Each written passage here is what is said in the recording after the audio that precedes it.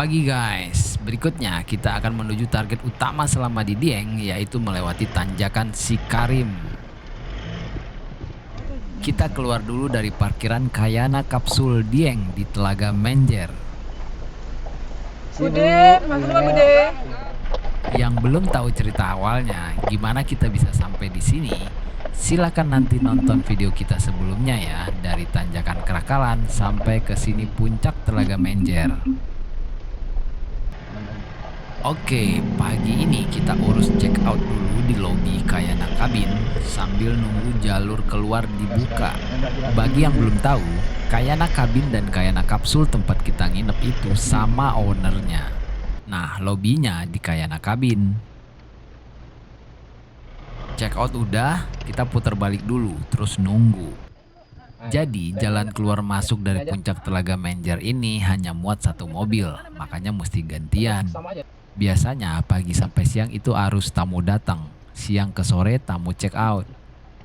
Dan ada petugas yang jaga ujung ke ujung yang mengatur arus. Itu tamu arus masuk pertama pagi ini. Di belakangnya bis wisata. Tuh ada lagi mobil-mobil travel wisata.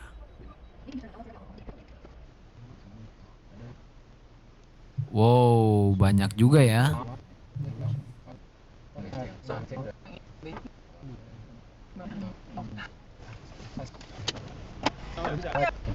Oke, giliran kita. Let's go.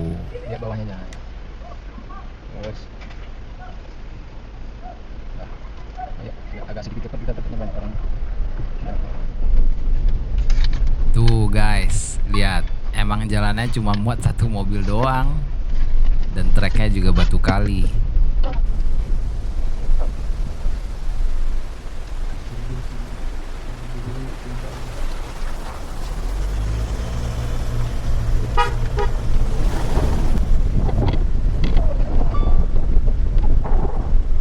Kiri kanannya kebun semua.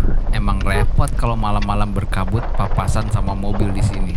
Bingung mau mundur atau mau mengalah kemana coba. Di kanan ini Urban View Hotel Asmara Loka. Kelihatannya sih lagi perluasan bangunan, tapi belum selesai. Ini kalau lantai 5-nya jadi, mungkin dapat view keren tuh ke arah telaga. Ini juga nih penginapan baru lagi dibangun.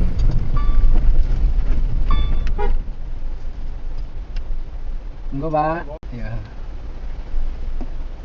Monggo, Pak.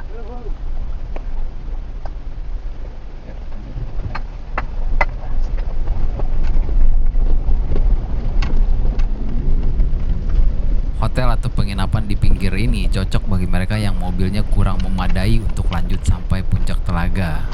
Misalnya mobil kecil atau sedan. Tuh di depan jalan rayanya, dan ada petugas yang jaga keluar masuk arus. Posisi kita sekarang di tikungan ini.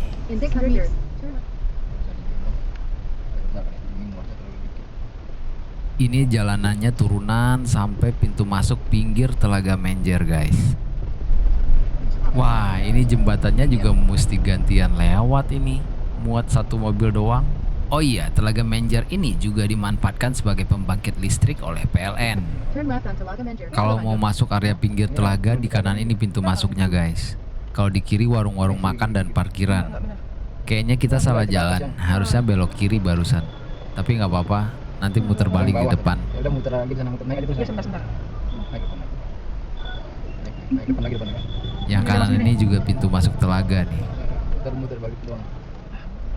Seneng banget gua ngeliat mobil jeep wisata ini. Suzuki Jimny lama, Daihatsu Veroza atau TAF yang udah direstorasi dan cat warna jreng. Keren-keren. Muter balik doang. Enggak. Muter balik doang, Mas. Kalau mau sewa mobil jeep ke Sikarim atau keliling Dieng juga bisa dari sini. Banyak banget tuh jeepnya nongkrong kiri kanan. Depan ini kita belok kanan. Banyak paket-paket trip Dieng biasanya mampir ke sini guys. Silakan di Google. Rombongan kantor juga sering nih ke sini. Alhamdulillah cuaca bagus. Tujuan kita sekarang mau lewat tanjakan Sikarim. Tapi sebelumnya kita akan melewati Swiss Van Java, kemudian air terjun Sikarim dulu. Baru kemudian tanjakan yang terkenal itu.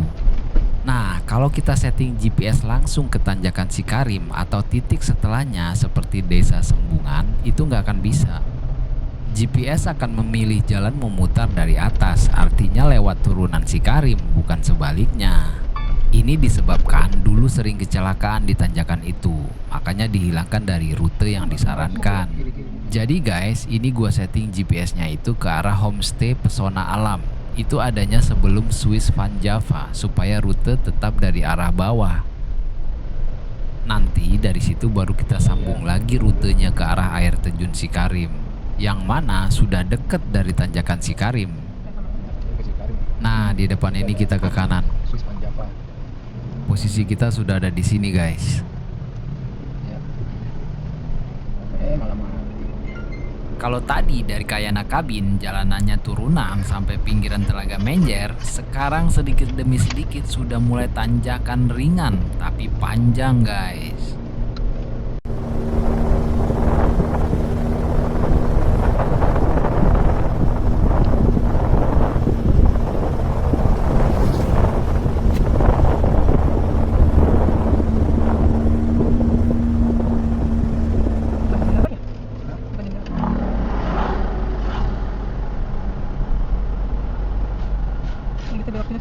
Ya.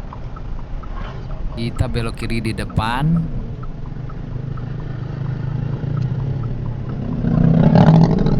Di sini posisi kita saat ini, guys. Terus depan ini kita belok kiri. Kalau mau gampangnya bisa ikutin jeep wisata di depan aja sih. Tapi masalahnya nanti di spot wisata dia akan berhenti. Kadang lama ngikutin agenda paket turnya. Kalau di awal-awal ini aspalnya masih mulus banget, guys. Enak banget lah, nyaman. Naik jeep terbuka juga asik banget kayaknya. Kena angin sejuk, seger. Di depan dah mulai ya tanjakan-tanjakan yang semakin terjal.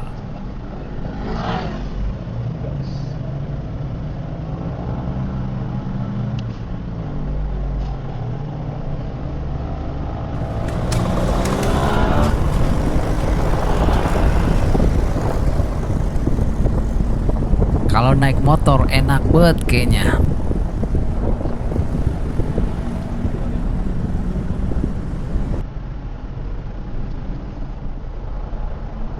Ada lagi di depan, tanjakan sekaligus tikungan terjal dengan aspalnya mulus. Asik banget.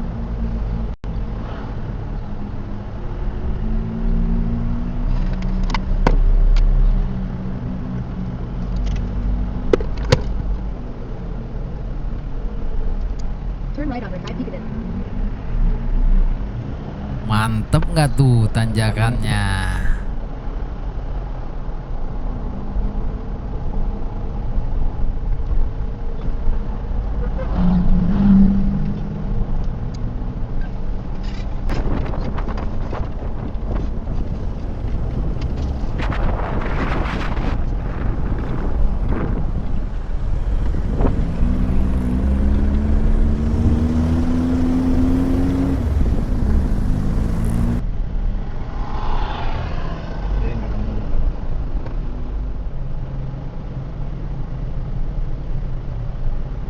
Kiri depan ini Masjid Bundar Al Ihsan Sutioso.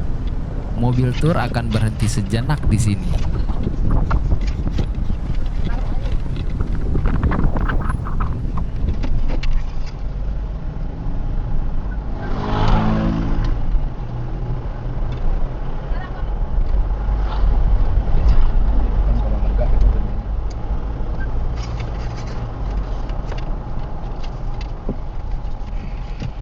Posisi kita saat ini sesuai panah ini, guys.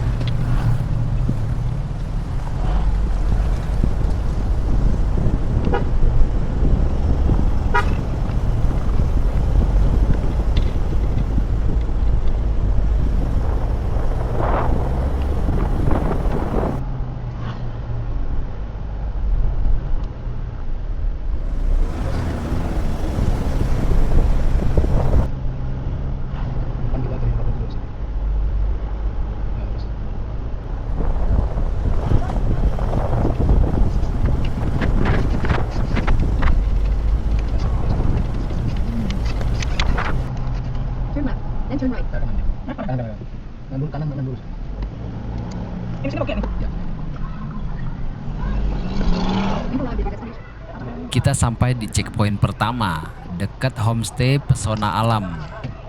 Kita parkir di depan madrasah atau sekolah dasar Ma'arif. Homestay adanya di belakang sekolah ini.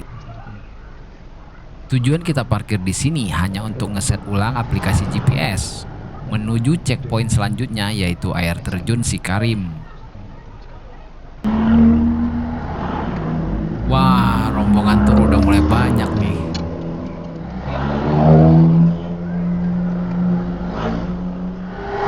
Oke, let's go. In 2.6 kilometers, you arrive at airfield Mobil Sierra. depan kelihatannya lagi ada masalah tuh. RWD itu, overload kali ya, berat mau nanjak. Kanan gas, gas.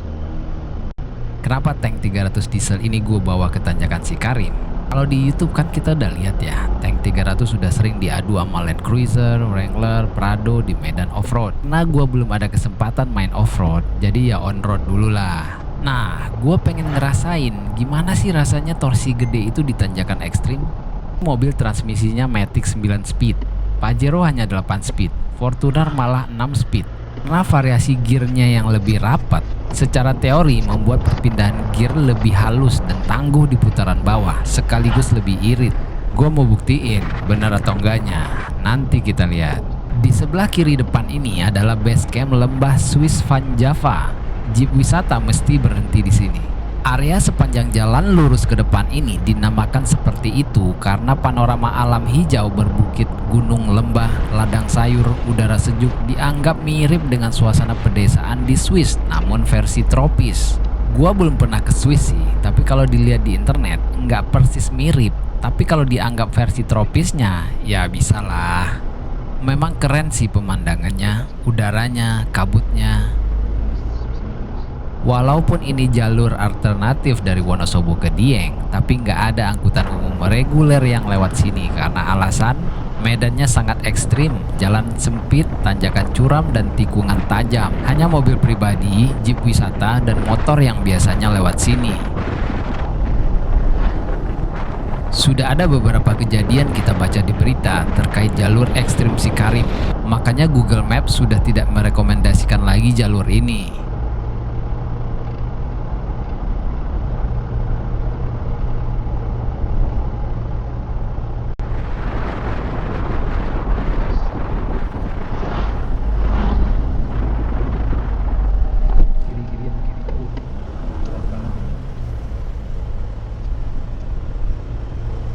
Posisi kita sudah ngelewatin tikungan ujung Swiss Van Java ini guys.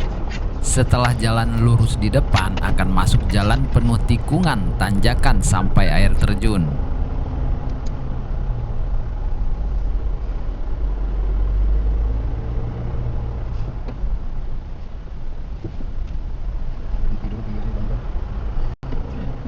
Wah, tuh guys, jam segini udah mulai banyak rombongan tur dari arah atas. Di tikungan kita mesti pelan, bergantian, soalnya rada ngepas jalannya. Kita anggap ini tikungan tanjakan kedua setelah Swiss Van Java, seperti terlihat di peta. Dari berhenti langsung nanjak terjal gini ringan aja, nggak ada kayak suara raungan mesin gitu. Tuh, bentar-bentar tanjakan terjal lagi. Pas di tengah tanjakan ini sedikit berasa tuh kayak ganti gigi, halus banget. Terus tenaganya makin keluar. Kiri dulu melandai baru kena gas. Mantap.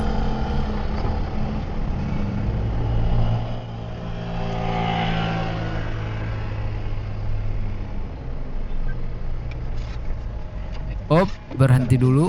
Ada mobil di depan lagi mundur. Sepertinya mau ambil ancang-ancang. Kita kasih lewat.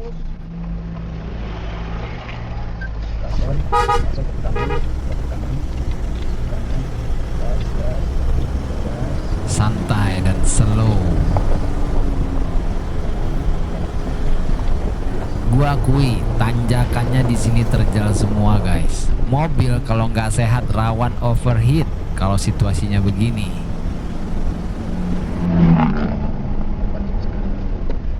You've arrived. Destination is on your right. Ini dia lokasi air terjun Sikarim di sebelah kanan. Kita parkir dulu di sini, mau lihat-lihat sebentar. Itu masuk pintu Di depan parkirannya terbatas dan penuh dengan mobil tur. Jadi parkir di sini aja lah. Ini suasana parkiran air terjun Sikarim. Yang parkir rata-rata mobil jeep wisata. Gua nggak masuk ke lokasi air terjunnya karena udah rame banget di dalam dan berkabut parah juga.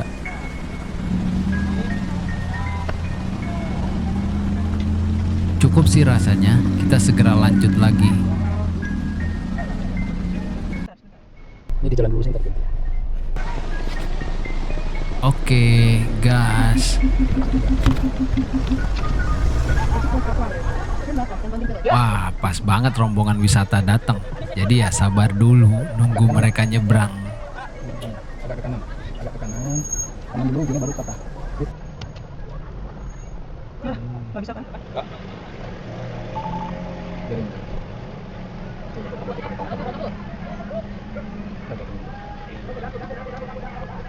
Yuk, guys.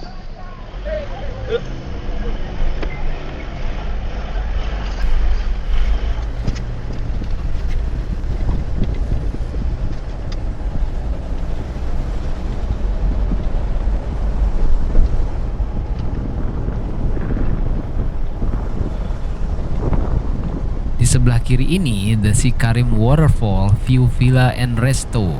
Rame yang nginep dan mampir di restonya.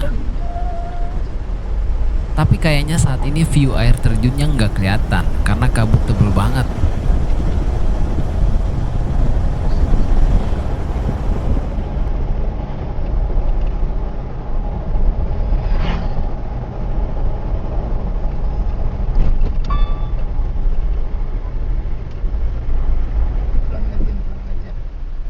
Pelan-pelan, kudu gantian lewatnya nih. Bisa sedikit buka dulu. Kelihatan.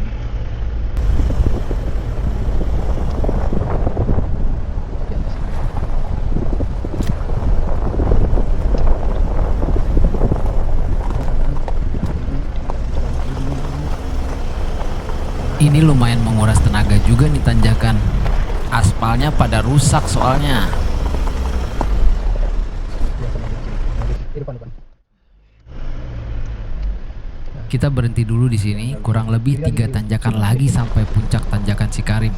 Gue mau coba terbangin drone.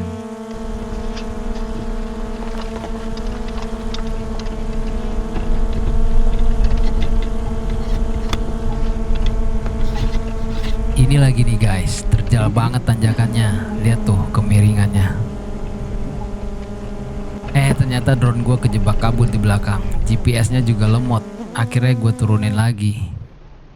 Kita nunggu arus dari atas bentar karena tanjakan di depan agak sempit.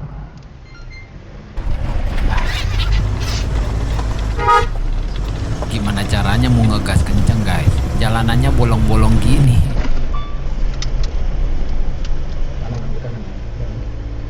Kanan jauh.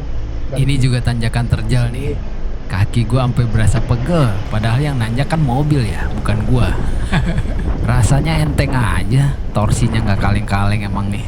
Nah, itu di depan yang dinamakan tanjakan Sikarim guys. Kiri bentar ya. Tuh, di atas sudah ditungguin spotter atau vlogger Sikarim guys. Di pinggir kiri jurang, dan kita nggak bisa ngebut dari bawah, karena jalanannya jelek banget. Aspal rusak, bopeng, banyak cekungan. Tuh, agak selip juga tuh bannya, karena grip ban ke aspal nggak sempurna. Biasanya di titik ini nih banyak mobil gagal. Selip sedikit juga ban kanan belakang, tapi nggak ngaruh sih. Settingan masih standar 2H dan tekanan angin sekitar 39 PSI.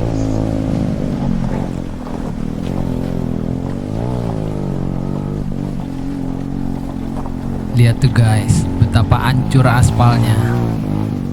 Sekeliling sudah diliputi kabut tebal, keren.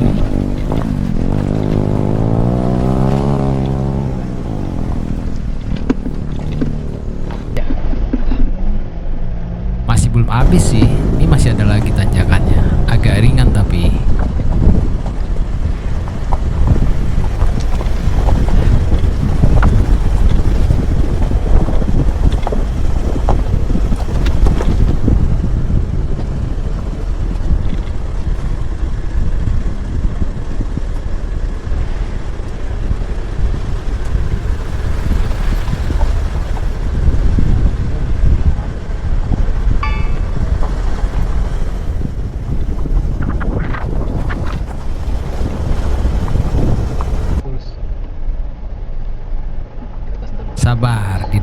ada lagi tanjakan terjal.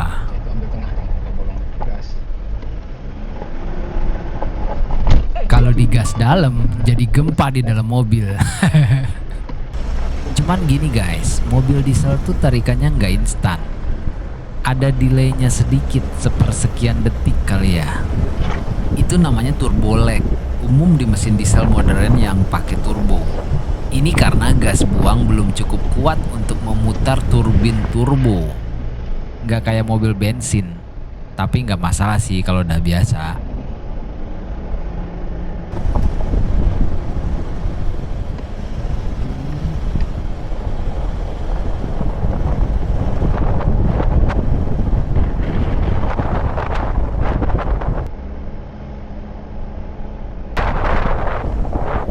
Ada lagi tanjakan tikungan terjal di depan. Wow, barusan tanjakannya sangar guys.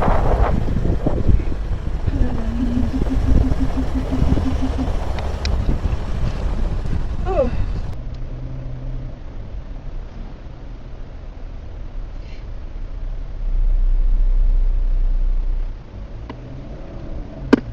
Nah, ini tanjakan terakhir nih. Jadi guys, dari sekitar 17 tikungan tanjakan yang gue catat mulai dari Swiss Van Java, selain puncak tanjakan Sikarim TT12 yang paling sulit, ada sekitar 9 lagi tikungan tanjakan terjal, 4 tikungan tanjakan sedang, dan 3 tikungan tanjakan ringan.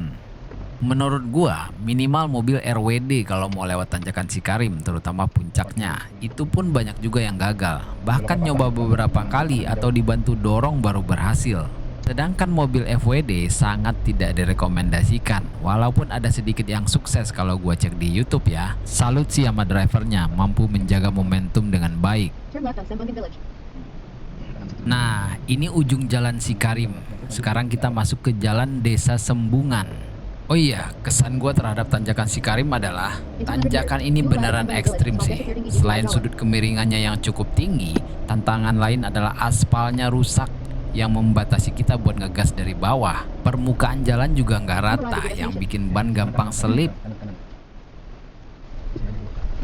Oke, kita sampai di checkpoint gerbang Desa Sembungan, desa tertinggi di Pulau Jawa. Kurang lebih 2300 mdpl guys.